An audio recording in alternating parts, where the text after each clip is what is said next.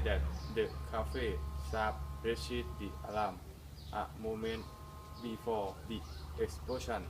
The accident happened in the south of Spain, close to the popular tour resort of Malaga.